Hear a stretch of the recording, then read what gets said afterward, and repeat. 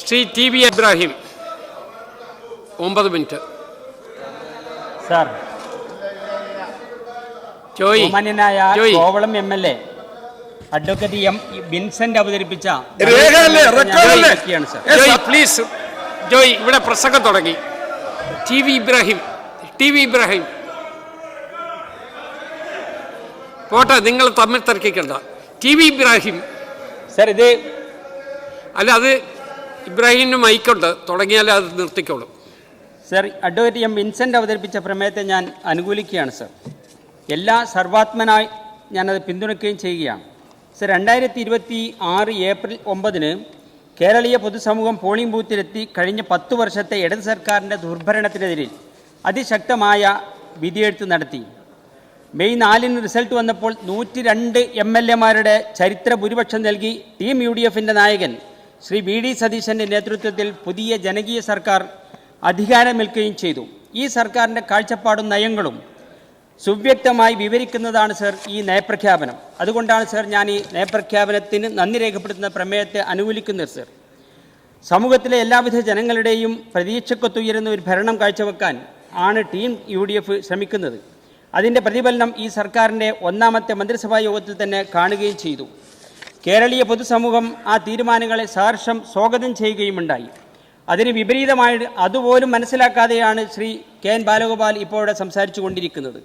തെരഞ്ഞെടുപ്പ് സമയത്തും കഴിഞ്ഞ സർക്കാരിനെതിരെ നടത്തിയ സമരമുഖത്തും UDF നേതൃത്വം നടത്തിയ പ്രഖ്യാപനങ്ങൾ വെറും വാക്കുകളല്ലെന്നും അത് ഓരോന്നോരോന്നായി നടപ്പാക്കാനുള്ളതാണെന്നും ഈ സർക്കാരിൻ്റെ ഓരോ ദിവസത്തെയും തീരുമാനങ്ങൾ തെളിയിക്കുകയാണ്. സർ, അതുതന്നെയാണ് ബഹുമാനപ്പെട്ട ഗവർണറുടെ നയപ്രഖ്യാപനത്തിലും ഇവിടെ കാണുന്നത്. ഈ സർക്കാരിൻ്റെ പ്രയോറിറ്റി എന്താണ് എന്ന് നയപ്രഖ്യാപനത്തിൻ്റെ ആദ്യ ഖണ്ഡികയിൽ തന്നെ ദർശിക്കാനാകും. ന്യായവിലക്ക് കാത്തിരിക്കുന്ന കർഷകൻ, ഉന്നത വിദ്യാഭ്യാസം ആഗ്രഹിക്കുന്ന വിദ്യാർത്ഥി, അന്തസ്സ് തേടുന്ന തൊഴിലാളി, വളരാനുള്ള അവസരം തേടുന്ന സംരംഭകൻ, അന്തസ്സാർന്ന ജീവിതം ആഗ്രഹിക്കുന്ന വയോജനം, സർക്കാരിൽ നിന്ന് അനുകൂല പിന്തുണ പ്രതീക്ഷിക്കുന്ന പാവപ്പെട്ടവനും കർഷകനും വയോധികനും മുതൽ പുതു സ്വപ്നം തേടുന്ന വിദ്യാർത്ഥികളെയും യുവാക്കളെയും ചേർത്ത് പിടിക്കുന്നതാണ് സർക്കാരിൻ്റെ നയം എന്നാണ് ഈ സർക്കാരിൻ്റെ വാക്കും പ്രവൃത്തിയും ഓരോന്നോരോന്നായി കൂടുതൽ തെളിയിച്ചു കൊണ്ടിരിക്കുന്നത്. കേരളത്തിൻ്റെ മതനിരപേക്ഷത ഉയർത്തിപ്പിടിക്കുമെന്ന് ഈ നയത്തിൽ വ്യക്തമായി പറയുകയാണ്. സർ, കഴിഞ്ഞ കാലത്ത് ഇടതുഭരണത്തിൽ പുരോഗമന മതനിരപേക്ഷ ആശയങ്ങൾ പ്രചരിപ്പിക്കുന്നവരെന്ന് പുറമേക്ക് നടിക്കുകയും ജനങ്ങളെ വർഗീയമായി ചേരിതിരിക്കുന്ന സമീപനവുമായിരുന്നു സർ ഇടതു ജനാധിപത്യ മുന്നണി വിശിഷ്യ CPM സ്വീകരിച്ചത്. പോളിറ്റ് ബ്യൂറോ മെമ്പർ മുതൽ ബ്രാഞ്ച് സെക്രട്ടറി വരെ വർഗീയത പറയുന്ന കാഴ്ചയായിരുന്നു സർ കഴിഞ്ഞ തെരഞ്ഞെടുപ്പിൽ നാം കണ്ടത്. പിണറായി സർക്കാരിൻ്റെ കാലത്ത് നടന്ന ഓരോ ഉപതെരഞ്ഞെടുപ്പിലും പാർലമെൻറ്റ് തെരഞ്ഞെടുപ്പിലും കനത്ത തോൽവികൾ ഇടതുമുന്നണിക്ക് ഉണ്ടാകുമ്പോൾ കാരണം കണ്ടെത്തി പരിഹരിക്കുന്നതിന് പകരം ന്യൂനപക്ഷ വർഗീയതയും ന്യൂനപക്ഷ വോട്ടിൻ്റെ ഏകീകരണവുമാണ് എന്ന് പറഞ്ഞ് ന്യായം നിരത്തി രക്ഷപ്പെടാനാണ് എന്ന് ചാപ്പകുത്താനാണ് സർ ഇടതുപക്ഷം ശ്രമിച്ചത്. തദ്ദേശ സ്വയംഭരണത്തിൽ അതിശക്തമായ തിരിച്ചടി ജനങ്ങൾ നിങ്ങൾക്ക് നൽകിയിട്ടും നിങ്ങളത് പഠിച്ചിട്ടില്ല എന്ന് മാത്രമല്ല, അതിനൊക്കെ ആ സമയത്ത് പറഞ്ഞത് മലപ്പുറത്തും കാസർഗോഡുമുള്ള ജയിച്ചവൻ്റെ മതം നോക്കൂ എന്നാണ് അന്ന് സർ ഒരു മന്ത്രി പറഞ്ഞത്. സജി ചെറിയാൻ ജാതിയും മതവും നോക്കാൻ പറയാൻ ഇത് ഇടത് പുരോഗമന ആശയം പ്രചരിപ്പിക്കുന്നവർ എന്ന് പറയുന്നവർക്ക് എന്താണ് സർ തോന്നാൻ കാരണം? മുസ്ലിം സമുദായത്തിൽ നന്നേ ചെറിയ വിഭാഗമായ ജമാഅത്തെ ഇസ്ലാമിയെ ഉയർത്തിക്കാട്ടി ഇസ്ലാമോഫോബിയ വളർത്തി ഭൂരിപക്ഷ സമുദായ വോട്ട് നേടാൻ സർ ഇവർ ശ്രമിച്ചത്. അങ്ങനെ ഭൂരിപക്ഷത്തെ ഏകീകരിക്കാൻ കഴിയുമെന്നാണ് CPM പ്രതീക്ഷിച്ചത്. പക്ഷേ ഈ നാട്ടിലെ ഭൂരിപക്ഷ സമുദായത്തിനും യഥാർത്ഥ മതനിരപേക്ഷതയുണ്ട് എന്നാണ് സർ ഈ തെരഞ്ഞെടുപ്പ് തെളിയിച്ചത്. ഇതിന് ഊർജം പകരുന്ന പ്രസ്താവനകളാണ് ധ്രുവീകരണത്തിന് ഊർജം പകരുന്ന പ്രസ്താവനകളാണ് പാർട്ടി നേതാക്കന്മാരും മന്ത്രിമാരും അന്ന് നടത്തിയത്. UDF അധികാരത്തിൽ വന്നാൽ ജമാഅത്തെ ഇസ്ലാമി അഭ്യന്തരം കൈകാര്യം ചെയ്യുമെന്ന് വരെ സർ CPMൻ്റെ ഒരു ഉന്നത നേതാവ് പ്രസംഗിച്ചു. AK ബാലൻ പേര് പറയിപ്പിക്കണ്ട, AK ബാലൻ പൊതുസമൂഹത്തിൽ പ്രചരിപ്പിച്ചു. അതിനെ തിരുത്താൻ പരിണിതപ്രജ്ഞനായ മുൻ മുഖ്യമന്ത്രിയായ ശ്രീ പിണറായി വിജയൻ പോലും രംഗത്ത് വന്നില്ല എന്നുള്ളത് അത്യന്തം ഖേദകരമാണ്. ഇക്കഴിഞ്ഞ തെരഞ്ഞെടുപ്പിൽ തുല്യതയില്ലാത്ത തോൽവി പാർട്ടിക്ക് ജനം സമ്മാനിച്ചത് അതുകൊണ്ടാണ് സർ. ഇത് പരിശോധിക്കാൻ CPM തയ്യാറായിട്ടില്ല. പരാജയം വിലയിരുത്തിയ ഓരോ പാർട്ടി യോഗങ്ങളെയും നേതാക്കന്മാർക്ക് വരെ വിമർശനങ്ങൾ ഉയർന്നപ്പോൾ വിഷയം മാറ്റാൻ ED വേട്ടയും ന്യൂനപക്ഷ ഏകീകരണ വോട്ടിൻ്റെ ഒക്കെ ആയുധമാക്കുകയാണ് CPM നേതാക്കന്മാർ പറഞ്ഞുകൊണ്ടിരിക്കുന്നത്. പാറശാല മുതൽ മഞ്ചേശ്വരം വരെ എല്ലാ ജില്ലകളിലും ഇടതുപക്ഷം തകർന്നടിഞ്ഞിട്ടും CPM-ന്റെ കണ്ണൂർ ജില്ലാ സെക്രട്ടറി പറയുന്നത് ന്യൂനപക്ഷ വർഗീയതയുടെ അതിപ്രസരമാണ് എന്നാണ് ഈ തെരഞ്ഞെടുപ്പിൽ കണ്ടത് എന്നാണ് കണ്ണൂർ ജില്ലാ സെക്രട്ടറി പറയുന്നത്. സർ, അവനവന് വേണ്ടിയല്ലാതെ അപരന് ചുടുചോറ് നൽകി കുലം വിട്ടുപോയവൻ രക്തസാക്ഷി എന്നാണ് പറയപ്പെടാറുള്ളത്. രാഷ്ട്രീയ വൈരം തീർക്കാൻ 52 വെട്ടി നിഷ്കരണം പാർട്ടി സഖാക്കളാൽ വധിക്കപ്പെട്ട TP ചന്ദ്രശേഖരന്റെ ബലിദാന ദിനത്തിൽ തന്നെ കേരളം ജനവിധി കേട്ട മെയ് 4-ന് 102 വോട്ട് വെട്ടിയാണ് ഇടതുമുന്നണിയെ ജനം തോൽപ്പിച്ചത് എന്ന് നിങ്ങൾ മനസ്സിലാക്കണം.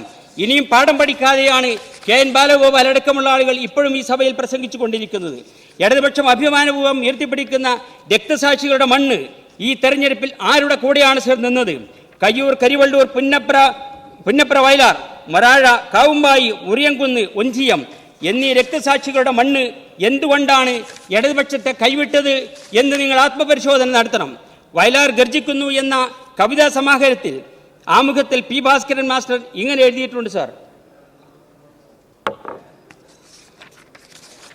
ജനതതി ഒന്നായി ഉയർന്നു നാടിൻ്റെ കലിയുഗം ചോരയാൽ മാച്ചിടുമ്പോൾ, കരിയും നഖവും പിടിപ്പോർത്തൻ കരങ്ങളിൽ പ്രതികാര കൈവാളം കൊണ്ടടഞ്ഞിടുമ്പോൾ, കയറൂ പിരിക്കുവോർ മർദ്ദകർ തൻ കൊലക്കയറും പിരിച്ചുകൊണ്ടടുത്തിടുമ്പോൾ,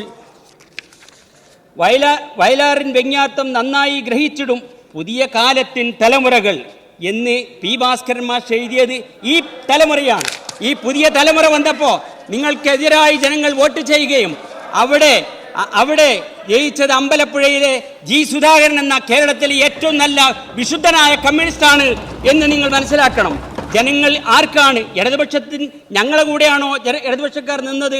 ഈ കമ്മ്യൂണിസ്റ്റുകൾ എന്താണ് ചിന്തിക്കുന്നത് എന്ന് തന്നെയെങ്കിലും, നിങ്ങളെ സ്വന്തം പാർട്ടി പ്രവർത്തകന്മാർ എന്താണ് ചിന്തിക്കുന്നത് എന്ന് തന്നെയെങ്കിലും പുതിയ സഖാക്കൾ മനസ്സിലാക്കണമെന്നാണ് എനിക്ക് സൂചിപ്പിക്കാനുള്ളത്. പുതിയ കാലത്തിൻ്റെ പിന്മുറക്കാരായ സഖാക്കൾ കൂട്ടമായി വന്ന് ഇവിടെ P. ഭാസ്കരൻ മാസ്റ്റർ എഴുതിയതുപോലെ LDF-നെതിരായി വോട്ട് ചെയ്തു. വയലാർ രക്തസാക്ഷി ദിനത്തിൻ്റെ പ്രവേശന കവാടത്തിൽ തന്നെ കരുതി പ്രവേശിപ്പിൻ എന്ന് എഴുതി വച്ചിട്ടുണ്ട്. അങ്ങനെ കരുതി പ്രവേശിച്ച പുതിയ തലമുറ മുഴുവൻ G. സുധാകരൻ എന്ന സഖാവ് സുധാകരൻ എന്ന കമ്മ്യൂണിസ്റ്റിനാണ് സർ വോട്ട് ചെയ്തത്. എക്കാലത്തെയും നല്ല കമ്മ്യൂണിസ്റ്റാണ് G. സുധാകരൻ എന്ന് CPM-ന്റെ ആളുകൾ പോലും സാക്ഷ്യപ്പെടുത്തുകയുണ്ടായി. കയ്യൂരും ചീമേനിയും എല്ലാം ഉൾക്കൊള്ളുന്ന മണ്ഡലം സഖാവ് നായനാർ പ്രതിനിധീകരിച്ച തൃക്കരിപ്പൂരിനെ ഈ സഭയിൽ ഇപ്പോൾ പ്രതിനിധാനം ചെയ്യുന്നത് ശ്രീ സന്ദീപ് വാര്യരാണ് സർ. ഇത് സഖാക്കൾ മനസ്സിലാക്കണം. സഖാവ് കൊണ്ടാടി കണ്ണൻ ഒരിക്കൽ നിങ്ങൾക്ക് മറക്കാനാവാത്ത രക്തസാക്ഷിയാണ്. അദ്ദേഹത്തിൻ്റെ കർമ്മമണ്ഡലമായ ഓഞ്ചിയം ഉൾക്കൊള്ളുന്ന വടകരയിൽ ഇപ്പോൾ പ്രതിനിധീകരിക്കുന്നത് KK രമയാണ്. കഴിഞ്ഞ വർഷം KK രമ 5000 വോട്ടുകൾക്കാണ് ജയിച്ചതെങ്കിൽ ഇപ്രാവശ്യം 15000-ഓളം വോട്ടിലേക്കാണ് ഒഞ്ചിയത്തെ ജനങ്ങൾ ജയിപ്പിച്ചത് എന്ന് നിങ്ങൾ മനസ്സിലാക്കണം. EMS-ന്റെ ജന്മനാട് ഏലംകുളം ഉൾക്കൊള്ളുന്ന പെരിന്തൽമണ്ണയിൽ നജീബ് കാന്തപുരം കഴിഞ്ഞ വർഷം ജയിച്ചത് 38 വോട്ടുകൾക്കാണെങ്കിൽ ഇപ്രാവശ്യം 30,000-ൽ പരം വോട്ടുകൾക്കാണ് സർ വിജയിച്ചിട്ടുള്ളത്. അങ്ങനെയുള്ള ഈ പാഠം, തെരഞ്ഞെടുപ്പിൽ നിന്നുള്ള പാഠം തന്നെയെങ്കിലും CPM ഉൾക്കൊള്ളണമെന്നാണ് എനിക്ക് സൂചിപ്പിക്കാനുള്ളത്. ഇന്ത്യയിലെ ഏക കമ്മ്യൂണിസ്റ്റുള്ള മന്ത്രിസഭ ഈ UDF-ന്റെ മന്ത്രിസഭയാണ് സർ. ഇന്ത്യയിലെ ഏക കമ്മ്യൂണിസ്റ്റ് പ്രതിനിധി CP ജോൺ, ഇനി വേണമെങ്കിൽ ഷിബു ബേബി ജോണും ആ കൂട്ടത്തിൽ ഉൾപ്പെടുത്താം. കമ്മ്യൂണിസ്റ്റുകൾക്ക് പ്രാതിനിധ്യമുള്ള മന്ത്രിസഭ ഇന്ന് സർ ഞങ്ങളുടെ മന്ത്രിസഭയാണ്. ഈ തെരഞ്ഞെടുപ്പിൽ സർ എൻ്റെ പാർട്ടിയുടെ പ്രകടനം UDF-ൽ ഏറ്റവും മികവുറ്റുള്ള പ്രകടനമായിരുന്നു സർ. സ്ഥാനാർത്ഥികളെല്ലാം വമ്പിച്ച ഭൂരിപക്ഷത്തിൽ വിജയിച്ചപ്പോൾ നേരിയ ഭൂരിപക്ഷത്തിനാണ് ഞങ്ങൾ അഴീക്കോടും കൂത്തുപറമ്പും ഗുരുവായൂരും സർ പരാജയപ്പെട്ടിട്ടുള്ളത്. 5000 വോട്ടിന് താഴെയാണ് 3 മണ്ഡലങ്ങളിൽ പോലും ഞങ്ങൾക്ക് ഭൂരിപക്ഷം പരാജയപ്പെട്ടിട്ടുള്ളത്. മലപ്പുറത്ത് നിന്ന് ജനവിധി തേടിയ ഞങ്ങളുടെ പാർട്ടി ലീഡർ 85,000-ത്തിലധികം വോട്ടിന്റെ ഭൂരിപക്ഷത്തിനാണ് വിജയിച്ചിട്ടുള്ളത്. ഈ കേരളത്തിന്റെ ചരിത്രത്തിൽ അങ്ങനെയുള്ള ഒരു ലീഡ് ഞങ്ങൾക്കുണ്ടായില്ല. ഇത് നിങ്ങളുടെ ഈ ചാപ്പിയടി കൊണ്ടാണ് എന്നുള്ളത് നിങ്ങൾ മനസ്സിലാക്കേണ്ടതുണ്ട് സർ. ഞങ്ങൾ മത്സരിച്ച എല്ലാ സ്ഥലങ്ങളിലും സർ കോട്ടക്കൽ 63,000 വോട്ടിന്റെ ഭൂരിപക്ഷത്തിനാണ് വിജയിച്ചത് സർ. അതുപോലെ തന്നെ സർ ഈ തിരുവരങ്ങാടിയിൽ 63,000 വോട്ടിനാണ് തിരുവരങ്ങാടി ഞങ്ങൾ വിജയിച്ചിട്ടുള്ളത്. കൊണ്ടോട്ടിയിലും വള്ളിക്കുന്നും എല്ലാം ഞങ്ങൾ 50,000-ത്തിലധികം വോട്ടിന് ഭൂരിപക്ഷത്തിനാണ് നിങ്ങൾ വിജയിച്ചത് എന്ന് നിങ്ങൾ മനസ്സിലാക്കണം. അങ്ങനെ എക്കാലത്തെയും ഞങ്ങളുടെ ചരിത്രത്തിലെ തുല്യതയില്ലാത്ത ഭൂരിപക്ഷം നൽകി ഞങ്ങൾ ഈ തെരഞ്ഞെടുപ്പിലേക്ക് UDFന്റെ ഭാഗമായി മുസ്ലിം ലീഗ് സർ കടന്നു വരികയാണ്. അങ്ങനെയുള്ള ഞാൻ പോലും മത്സരിച്ച ഇടതുപക്ഷത്തിന് ഏറെ സ്വാധീനമുള്ള വള്ളിക്കുന്ന് മണ്ഡലത്തിൽ പോലും 51,000-ത്തിലധികം വോട്ട് നൽകി എന്നെ വിജയിപ്പിച്ച ജനങ്ങളോടുള്ള കടപ്പാടും നന്ദിയും കൂടി ഞാനിവിടെ സൂചിപ്പിക്കാൻ ഇവിടെ ആഗ്രഹിക്കുകയാണ് സർ. അങ്ങനെയുള്ള കമ്മ്യൂണിസ്റ്റുകാരുടെ വോട്ട് കൂടി ഞങ്ങൾക്ക് നൽകിയത് കൊണ്ടാണ്, ഞങ്ങൾക്ക് കിട്ടിയത് കൊണ്ടാണ് സർ ഇത്ര അധികം ഭൂരിപക്ഷം ഞങ്ങൾക്ക് ലഭിച്ചത്. ആ കമ്മ്യൂണിസ്റ്റുകാരുടെ വോട്ട് നിങ്ങൾക്ക് എങ്ങനെ നഷ്ടപ്പെട്ടു എന്നുള്ളത് നിങ്ങൾ പാഠം പഠിക്കണം. ഇനിയെങ്കിലും കണ്ടറിയാത്തവൻ കൊണ്ട് തന്നെയെങ്കിലും അറിയണമെന്ന് ഒരിക്കലൂടെ ഞാൻ സൂചിപ്പിക്കുകയാണ്. ഈ ഇത്രയും സൂചിപ്പിച്ചുകൊണ്ട് ഇങ്ങനെയെല്ലാം പറയുന്ന വാക്ക് പാലിക്കുകയും ആ തെരഞ്ഞെടുപ്പിൻ്റെ ആദ്യഘട്ടത്തിൽ തന്നെ, ആദ്യത്തെ ക്യാബിനറ്റ് യോഗത്തിൽ തന്നെ ഇന്ദിരാ ഗ്യാരണ്ടി അടക്കം നടപ്പിലാക്കിക്കൊണ്ട് ജനങ്ങൾക്ക് നൽകിയ വാക്ക് പാലിച്ചിട്ടുള്ളൊരു ഗവൺമെന്റാണ്. ആ ഗവൺമെന്റിന്റെ നയപ്രഖ്യാപനമാണ് ഇവിടെ നടന്നിട്ടുള്ളത്. ഈ നയപ്രഖ്യാപനത്തെ സർ ഞാൻ അനുകൂലിക്കുന്നു. എൻ്റെ വാക്കുകൾ വിസമ്മതിക്കുന്നു.